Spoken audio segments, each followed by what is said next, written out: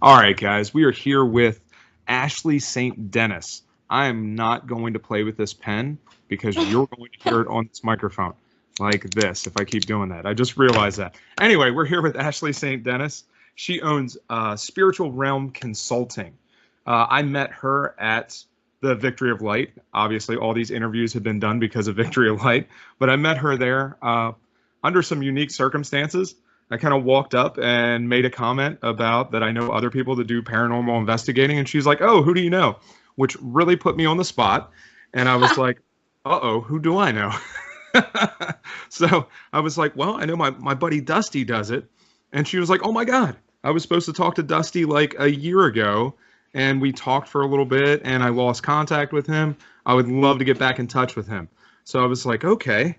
Let me go make some send some messages out, and I messaged Dusty and got them in contact with one another. But she does some awesome stuff. Not only is she a spiritual counselor, she goes out and investigates all kinds of paranormal activity, mostly in residential areas, or at least from what I picked up when we talked earlier. And she also has helps with a podcast called Extraordinary Files, which should be really cool. I used to watch Coast to Coast AM all the time, which I love. This is kind of like Coast to Coast, a lot funnier and a little bit more irreverent than Coast to Coast. But it's good, talking about all kinds of different phenomenon that happens. And yeah, it's always nice. So give us a little bit about you, Ashlee. Well, I'm a medium. I started having experiences when I was like 5 years old. I only just opened up my business this January, so it's fairly new, but it's been part of me for a very, very long time. I started the paranormal team about 6 years ago. We've gone in and out of a few investigators, and we've had, I think, our team now for almost a year at who we've got now. And then Matt, our lead investigator, he's been around the entire time. So, Nice. Yeah.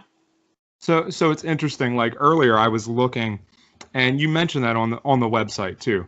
That this has been something that has been part of your entire life, that you just decided that you're going to jump into, and that you couldn't deny it anymore.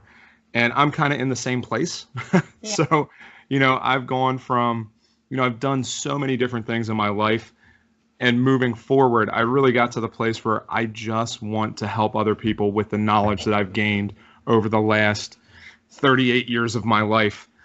So now taking that time to really put that energy out there and say, you know what? I've learned all kinds of things. They need to be shared with other people, because ultimately that's what's going to help the rest of the people around me. That's what's going to change that vibration and really help people take their lives to the next level.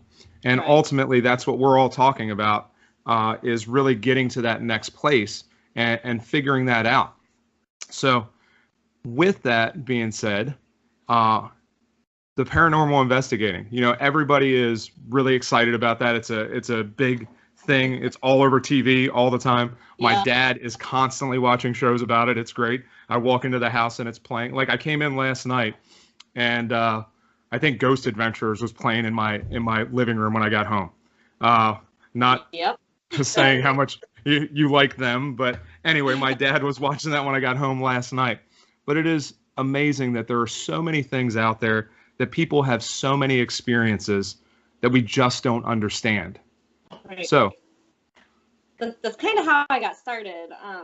Of course, being a medium, I was having things happen that I couldn't explain. I was seeing things that I couldn't explain. And so I think I was 11 or 12 when I first started jumping online and books and doing some research on how to investigate the paranormal, because I needed scientific answers. That's who I am. And then that's when I started the paranormal research. So I've had some things I cannot explain, for sure. Even getting information from being a medium. It's amazing how much we capture, yet can't be considered proof. yeah, there is so much. Every day things happen, right? There's little synchronicities that happen to us that we always put off as just kind of, you know, I don't know why that happened. No big deal. And then if we really took all those things and looked at them and really saw them for what they are, it's usually that somebody is trying to reach out and say something to us, or, there's just something else that's trying to guide and direct our lives into Right. whatever place we need to be. There's obviously something else out there that is trying to connect with us and trying to tell us where we need to be in life. It just happens all the time. There are so many roadmaps, and so often we keep going in a direction and we refuse to look at those guides and those signs that are right in front of us that say, hey, you don't want to keep doing this because this is bad. This is going to cause problems.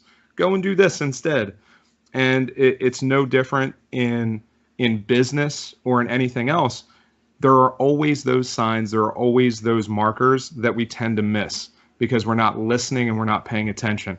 I talked to somebody, a good friend of mine. I'm actually going to interview him later on. Jemai is also a medium. He does a lot of different things, but he talks about people are all psychic. Like, we all have abilities.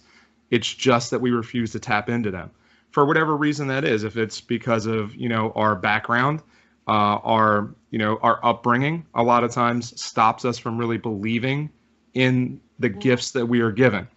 And really taking the time to develop those things is huge. And obviously that's, you've come from that place where you've seen those gifts, you've seen those abilities taking shape, and now you're taking that time to refine them and really use them in a way that's going to help other people. I'm 100% agree with that too. I tell people all the time, especially children. We all know children are extremely sensitive. Children always see things. Imaginary friends, never discount imaginary friends as being completely imaginary. And I think everybody does have that potential. And as we get older, we're told, hey, that's not acceptable. That's not real. I grew up in the church, so it was anything is the devil and evil. And so, yeah, it's hard. And I think the walls that I think some people are more strongly gifted with that. I say gifted. I really don't like the word gifted because it's not always a gift, to be honest. But I think everyone's walls get put up, and I've had to work really, really hard to teach myself how to put those walls up. I quit jobs because I couldn't ride the bus without being overwhelmed with anxiety and panic because this guy's uncle wanted to say something. And that used to be how I lived. I couldn't do anything without the anxiety and the fear of communicating. And then I'm an introvert. I'm totally awkward all the time. Never not awkward. But I'm not the type of person to go up to somebody on the bus and be like, hey, your uncle that's wearing the fedora, yeah, he wants to talk to you.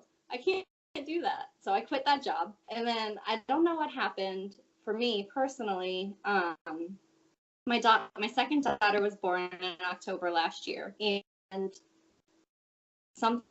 she brought with her something that I needed.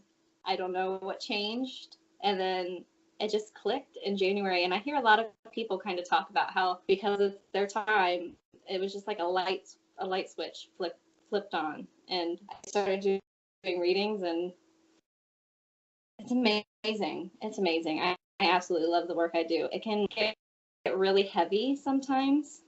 A lot of people are like, yeah, it must be amazing. You're helping all these people and you're giving them healing and sending them love from their loved ones. And I'm like, yeah, it is.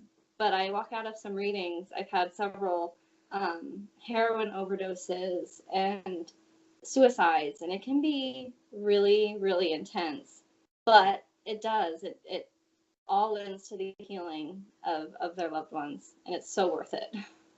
Yeah, I think it's so difficult to be constantly getting those messages and seeing those things, and not always having a frame of reference from what those things are. Yeah. Because I know I've never had anything like that happen, but I know lots of people that have. So talking to them, one of the biggest things that I hear from them all the time is just that it is so difficult to constantly get all that information, because it's Yeah. almost information overload. There's so much coming in all the time from all different angles.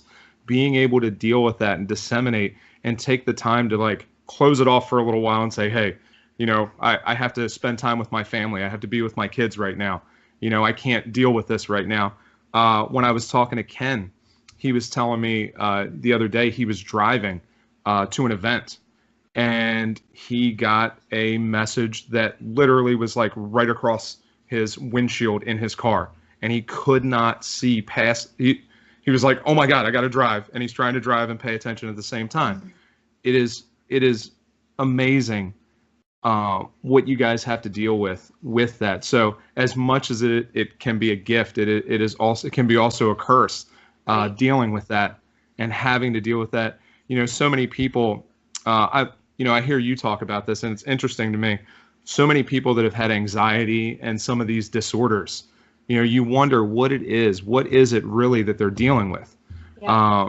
Because how much of it is that just them suppressing the gifts or the abilities that they have, and because of those gifts and abilities, of course they're going to be anxious and they're going to struggle with those things.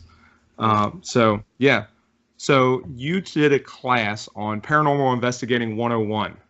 So I'm curious about Yes. that because I missed the class, and I was busy watching another friend's booth while you guys were doing that class, but I was hoping to be down there. So give me like the skinny on the class. Oh gosh. See, this is my thing. I'm super awkward. Matt even did the whole thing. Matt is our speaker, not me. So fair warning. But it was pretty much just a rundown. Clear and cut 101.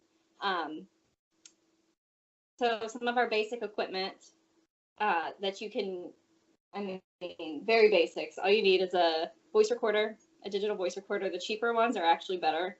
So like $20, $25 are better than like the $150 ones, because they have a lot of them have noise cancellation, like I don't know what's it called, software. I don't know. It like cancels out extra noise and stuff like that. And the cheap ones don't do that.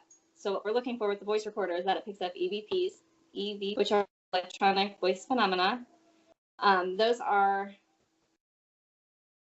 through research, voices that are heard on the recorder, that are picked up on the recorder that you don't hear in real time with your ears. Sorry, there's a siren going by.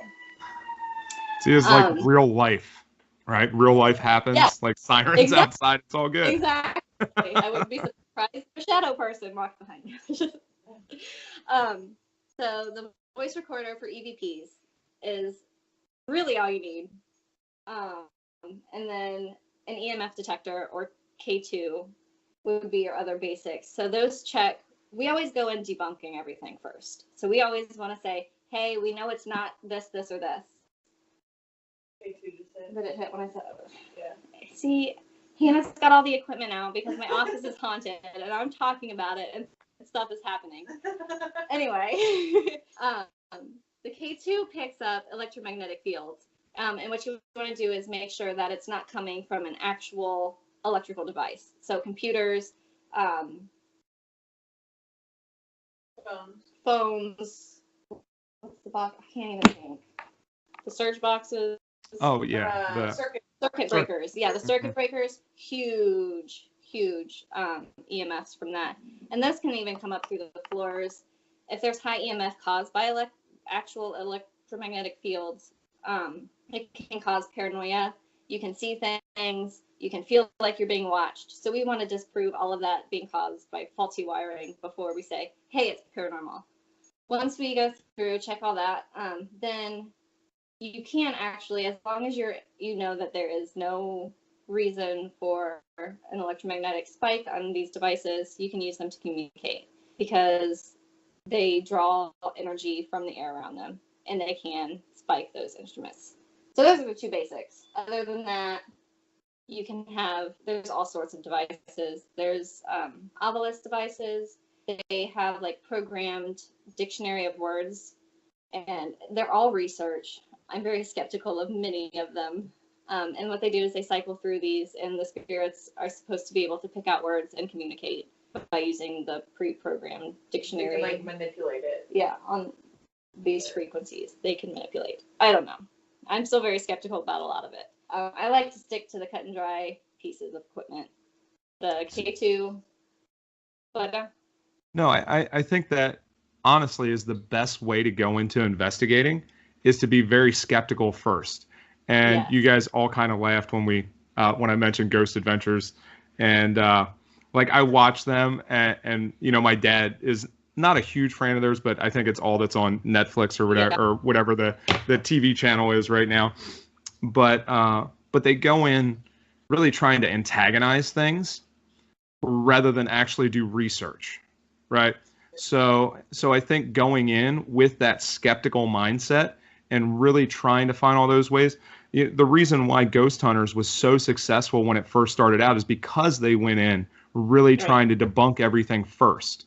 You know, that's what started off the whole wave of all of this research is because they went in like that. And a lot of times they didn't find a lot of stuff because they found reasons why it could happen otherwise, which is a great way to do that. And I hesitate to say this, but any real professional that is going to go in there and do that needs to do that first. They need to figure that out before they claim anything else. It's the same thing when you go into any type of the psychic phenomenon. You really need to have a baseline first before we get into all the crazy esoteric stuff. Because even myself, you know, I also grew up in the church. I pastored for 10 years. So, you know, I did lots of things there. And I love that. But there are things that I can't explain. And and I like to seek out answers for that. I enjoy the research. I enjoy the science behind it and looking at all those things and finding those answers. But it is that going in with that skeptical mind and really seeing it for what it is. So you guys have also done some pretty awesome investigations.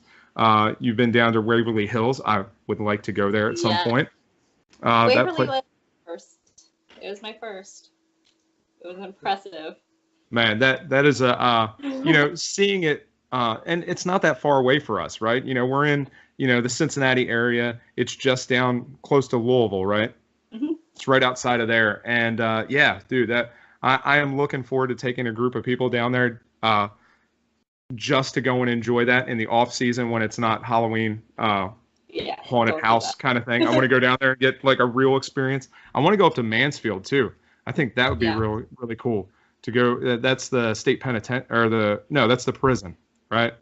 Yeah. Yeah, dude, that would be really crazy. We haven't done that one yet. We do a lot of residentials because we have a lot of people that just reach out for help. But our big ones, we prefer not to work over, you know, $1,000, especially because we know it's probably already haunted because of its reputation. But for the experience, it is awesome. Yeah. Yeah. Well, and that's the thing, you know, if your goal is to help people, right? Right. Then going to places that 100 investigators have already been to, is it really worth it? You know, what's the end goal there? You know, if the goal is to help people and to get in there and help them with whatever issues they're dealing with this paranormal phenomenon and providing them some kind of peace, those are the people you go to. And that is residential places. You know, that's, you know, businesses and stuff like that are having these issues. You know, there's lots of bars and stuff like that have had all kinds of problems that people don't want to go there anymore, right? Yeah. The employees don't want to work anymore because crazy stuff happens all the time. And being able to go in there and give those people some peace of mind and help them sort out all that stuff is great. You know, being able to offer those services. So there. Yeah. So what? And all the hidden places that people don't actually know about. That's fun. Dude, Dusty, oddly enough, is always like talking about, let's go to some place. I'm like, where is that at? Like, I have no idea where you're going. Like, there's a tree in the back in this field. We got to go back there and check that out. Like, oh, okay. Like, somebody's going to shoot you.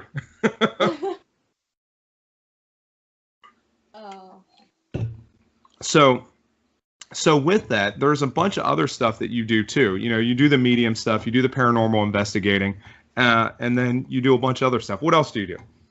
I do past life regressions. What else do I do? just spiritual consulting. I help guide people through the steps and accepting and acknowledging and working on gaining what they're capable of. Neat. Yeah. So like that encompasses, I would imagine, all levels, not just spiritual, because there's a component of that is obviously spiritual, because that runs through everything that we do. All of our motivations have some kind of connection to that. But moving on from that, it also encompasses business and life and directions that you're going in. So yeah.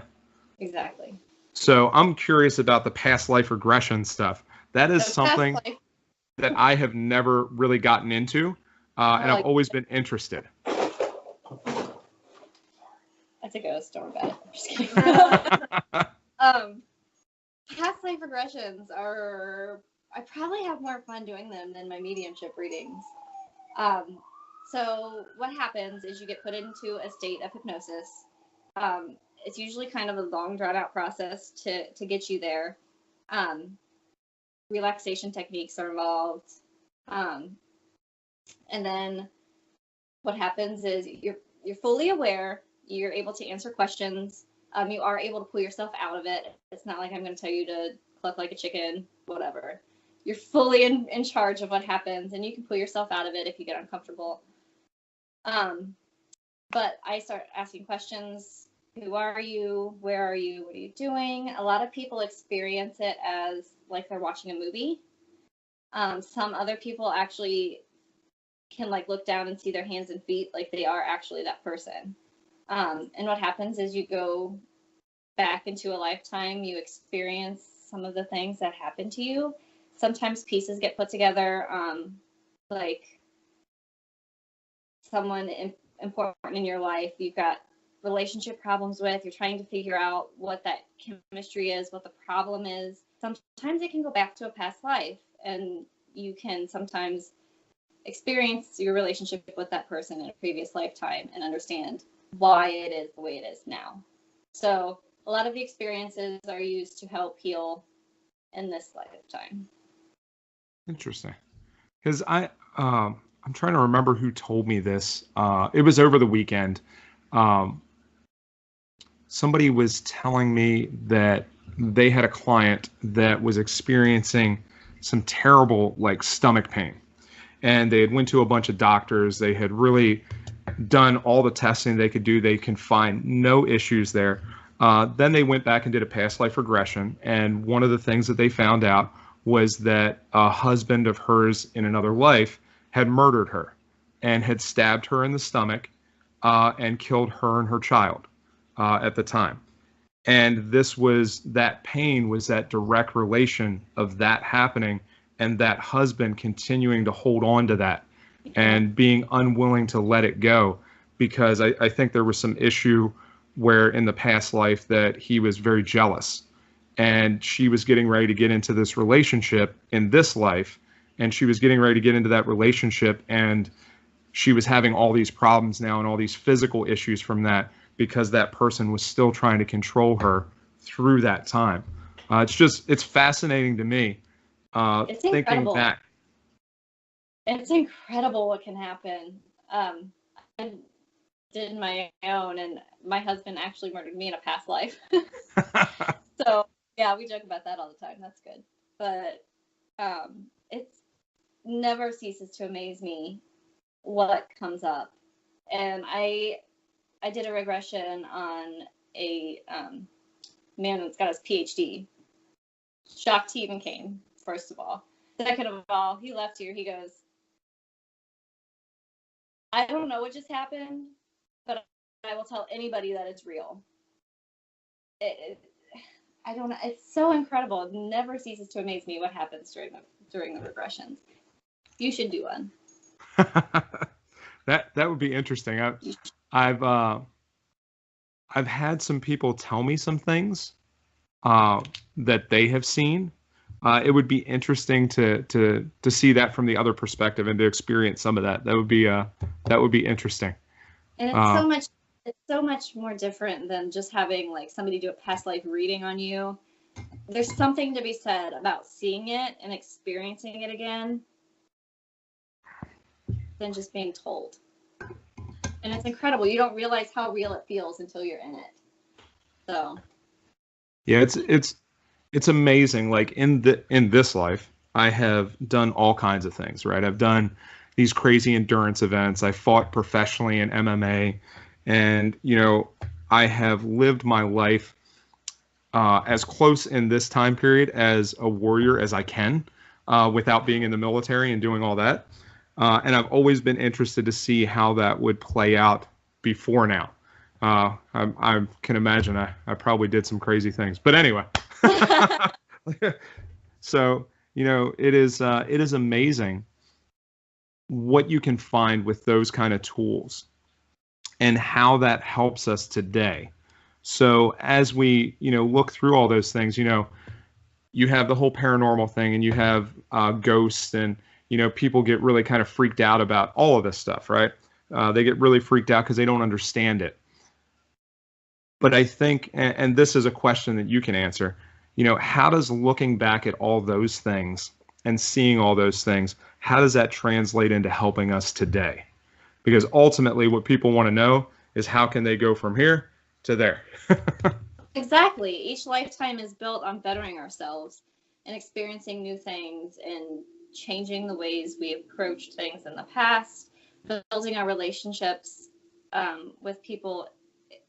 I'm going to dive into this. It's believed to be that every person has like 7 to 10 soulmates, and that can be just deep relationships. It doesn't have to be a romance type of soulmate.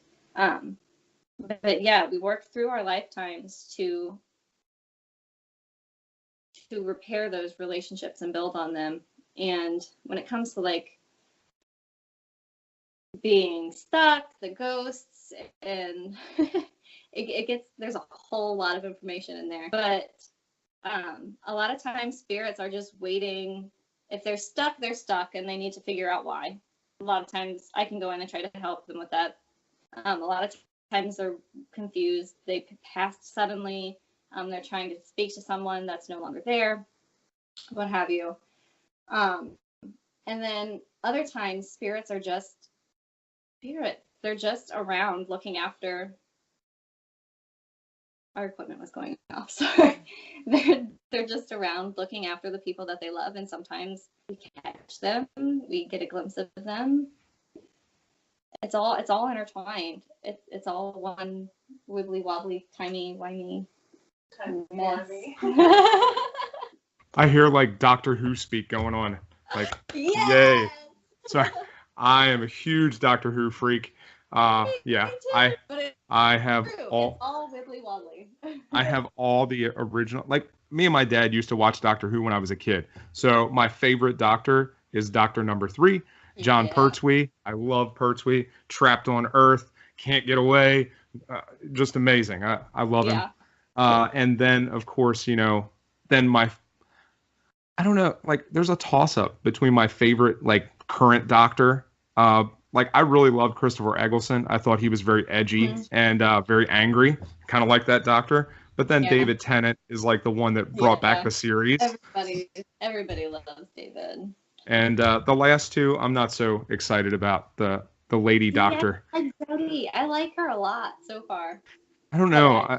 I don't think it's her. I think it's I'm not a big fan of the way that they're filming it.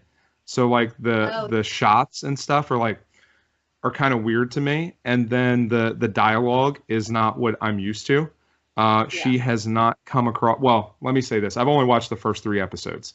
So like the way that she comes across as the Doctor, she hasn't really come into her own and really stepped into the role yet. Like she's still kind of been a background character, like a supporting character of the 4 of them right now.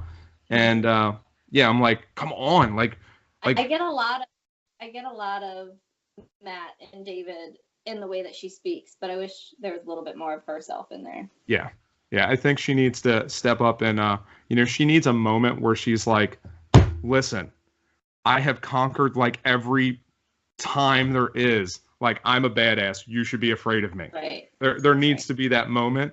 And the closest she got was standing on top of the I don't know, the little dump scene with that one guy so far. Yeah.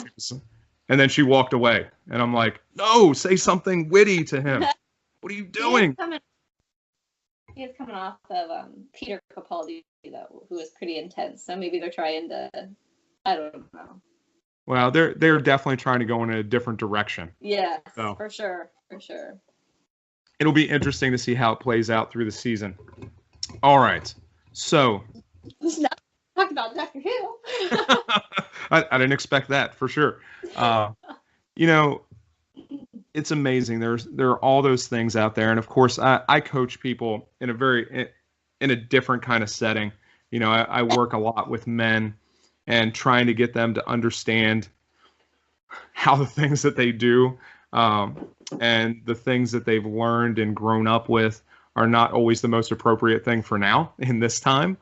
And I think that's one of the things that we can get from a lot of this. You know, a lot of the past life stuff is really looking at that, you know, who we were then and the lessons that we need to learn now and how that matches up and how that helps us get to the next level in our life. Because the way that we are right now is not the way that we were 5 years ago or 10 years ago. And I know that there's been a constant evolution in my own life in saying, you know, I was an asshole before and now I try not to be, right? So like there have been times in my life where I've been super self-centered and I have not cared about what anybody else thought. And to get to the place that I am now in my relationships with my fiance, with other people, I've really had to take a step back and to reevaluate who I am as a person and realize that my life and what really fuels me up is helping other people. So that means that I have to stop looking at myself. I have to start looking at other people. I have to start being more aware of their needs and their desires and their dreams than I am of my own sometimes. And I think that, you know, we can learn a lot of that healing that needs to go on when we're talking about the paranormal and we're talking about ghosts and spirits. You know, again, you mentioned that they're a lot of times here to talk to somebody or give a message or they're confused because they don't know what's going on. But getting that message to that person satisfies that and allows them to transition onto that next plane that they need to go to.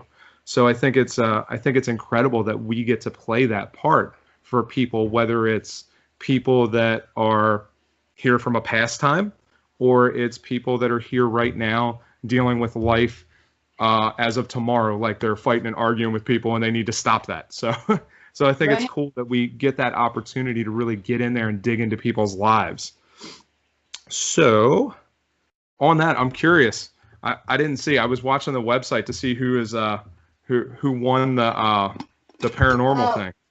Well, you're coming along with us some other time. We already decided that. But some girl named Lindsay, can't read her last name one. Nice. That's awesome. Yep. But funny, I did draw your name first. And then I was like, he's coming with us anyway. Let's just draw somebody else. That's too funny. I'm going to show my tattoo. So there we go. See it? The little triangle. So I come back to the booth like halfway through the day because I wanted to come over there and talk to Ashlee. And I'm sitting there and I'm talking and I made some comment about that I had seen earlier in the day. Somebody at one of the booths was selling this medallion that had basically my tattoo on it. And I was like, oh my God, that was crazy. And then I lifted my hand up and I have a triangle on there and she's like, oh my God. And I see her like grabbing this piece of paper. I'm like, what is going on? It's weird. I'm like, I don't know what's happening right now. She's like, I've been drawing this for like 2 hours. It's like, I didn't know what it meant. Apparently it was me. So Yep. That's crazy. Well, so what I want you to do is let people know how they can get in contact with you. Okay. My phone number is 513-600-8873. I prefer to take a lot of appointments that way, or my email is spiritualrealmconsulting@gmail.com. My website is spiritualrealmconsulting.net, and I'm also on Facebook, and I can get messages, all that good stuff. Sweet. So that was our paranormal page is Spiritual Realm Paranormal Investigators. So we're on Facebook too. Sweet. Cool. So if you guys have any needs, have any questions, reach out to Ashlee and let us know how those things are going, because I'm always curious, and I am super looking forward to coming out with you guys and doing something at some point. That'd be so much fun. Looking forward to Cool. Well, thank you for getting on this with me, and I will talk to you guys soon. Okay. Awesome. Thanks. Bye. Bye, Jeff. Bye. That was the ghost.